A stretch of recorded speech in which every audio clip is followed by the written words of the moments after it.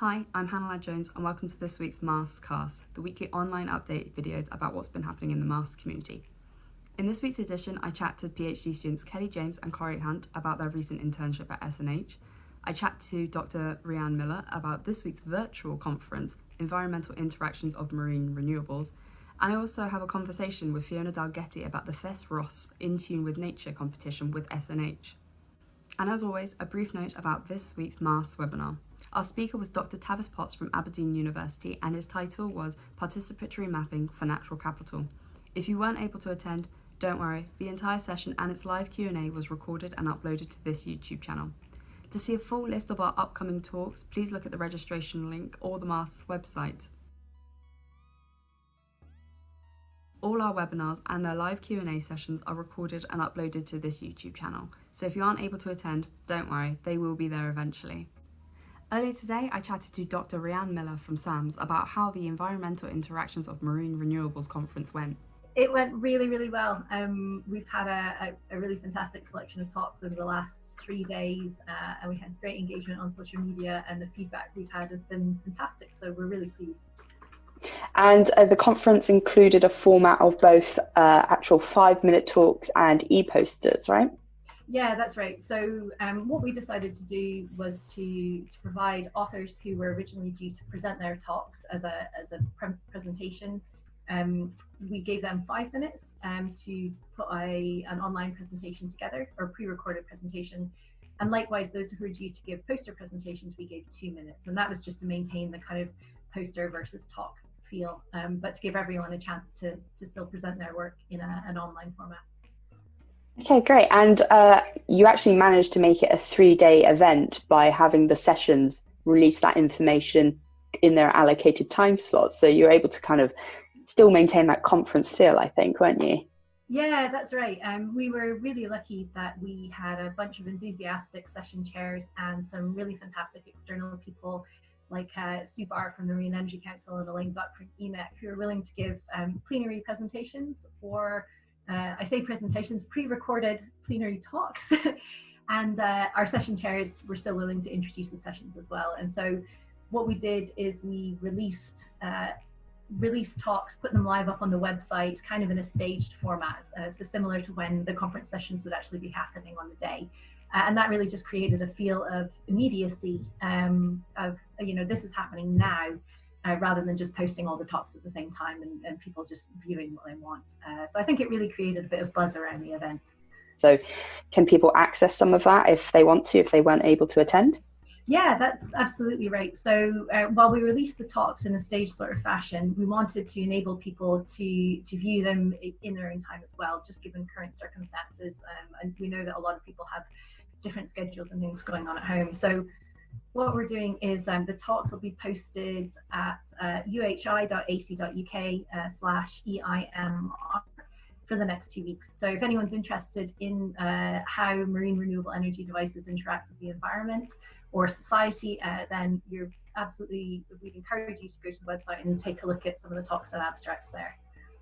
Congratulations for, in like a time of a month, being able to convert a 3-day conference into something that's online with still a great number of people being engaged. So congratulations with that. It's really great to see this kind of movement happening.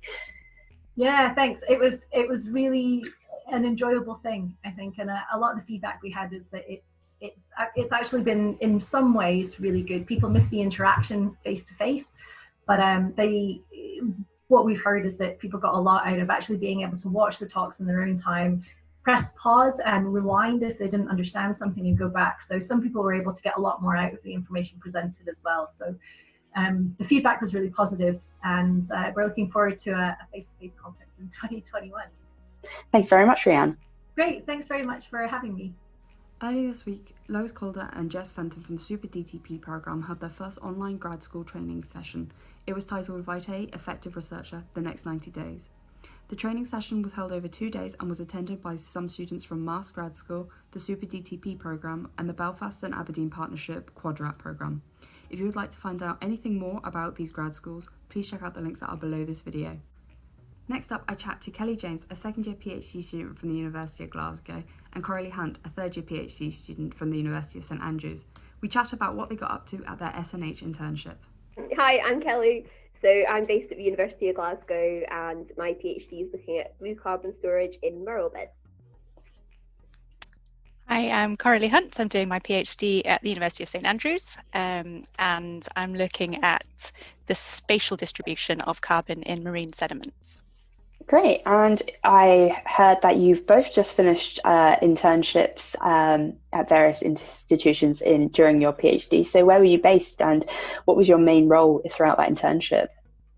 So I was based in Battleby, which was pretty much the same as Coralie. So that's near Perth, and it's in this beautiful kind of nature reserve woodland walk place. So the internship was with SNH, so Scottish Natural Heritage. And I guess my tasks were taking on a project. It was quite a data handling project. So the project was looking at inter-habitat connectivity, and basically if there was a benefit of it, if it existed in Scotland. And the focus was marl beds, horse mussel beds, and flame shell beds. So as Kelly said, my line manager, I was also doing an internship with SNH. She was based up in Inverness, so I had my first week up in Inverness to meet her and get a feel for what it was I'd be doing. But for the duration of the project, I was based at Battleby, just outside Perth, and my project was more policy based, so I was doing a stock take of the progress that Scotland has made towards meeting the OSPAR recommendations for threatened and declining habitats that are present in Scotland's waters. And my role was to collect evidence to show how Scotland was making actions or making progress towards meeting what OSPAR recommended for conservation. Sounding like you had a great time there, and it sounds like a beautiful location to be actually working. Yeah, I really enjoyed it. I found it was really challenging, but in a really positive way. I just feel like at some points I was like, oh, this is really hard, and then when I would problem solve and find it out, I was like, oh, I've done it, and it was just such a great feeling. I think it was week 8 of my project where I'd be doing this statistical thing for 2 weeks. And I was sitting there thinking, I'm never going to get this. And then one day I got it, and I just felt like a superhero. And it was lovely working within SNH. They are so welcoming and friendly, and you just immediately felt like you fit in as soon as you entered the workplace. There was tea breaks, coffee breaks, cake all the time. Oh yes, that definitely helps. Yeah, it certainly did. Yeah. We went for walks quite a lot, for a 15-minute walk in the afternoon, just into the woods. So that was lovely to be with nature as well. Yeah, it was really nice. I would echo those sentiments. The people were so welcoming, and we did extracurricular stuff as well. So getting involved with boot camp in the car park after work, which in midwinter wasn't brilliant, but good for us to get involved. But I think it just helped to find out what other things were going on within SNH, and we were really encouraged as well to join team calls and things. So even though they didn't directly link with the projects we were doing, we were immersed in other activities that were going on in terms of the marine environment, which was really useful and good to kind of get a broad understanding of the work they do. I also asked Kelly and Coralie whether they would recommend the internship programme for any students who are considering undertaking this opportunity. I would say yes, particularly if you're interested in exploring a career outside of academia. It just really helped, build that network a little bit more, and dip your toe into whether you might enjoy doing other things. I would say that was that. If that's something somebody would be interested in, I think it's something they should consider. If you would like to find out more on how you can provide an internship or how to apply for one, please check out the internship MASTS link below. Next up, I chat to Fiona Dalgetty from Fest Ross about their recent partnership with SNH for the In Tune with Nature competition. Really excited about this competition. So it's a partnership between Fest Ross, which is an arts organisation in the Highlands, and Scottish Natural Heritage, and we've collaborated on lots of projects in the past. But focusing on the Year of Coastal Waters, SNH have identified 10 of their national nature reserves, all the way from Shetland down to Dumfries and from the northeast over to the Inner Hebrides. And we're inviting musicians to write new songs or instrumental music of any genre inspired by these beautiful sites. So we're really excited about it. And although Féis Roche works mostly with traditional music, but in contemporary contexts, this competition is open to any genre of music. So people can apply if they're over 16. And we're delighted to have a really exciting lineup of judges as well. So Vic Galloway from the BBC, and Corinne Polwart, Julie Fowlis, and also Jill Maxwell from the Scottish Music Centre will be judging the entries. No, that sounds like a great setup. So when do people get to put their entries in by? When do they have to let you know of their talent? Well, the deadline is the 31st of May, so there's a bit of time, and all of the information is on our website, which is feisrois, FEISROIS.org.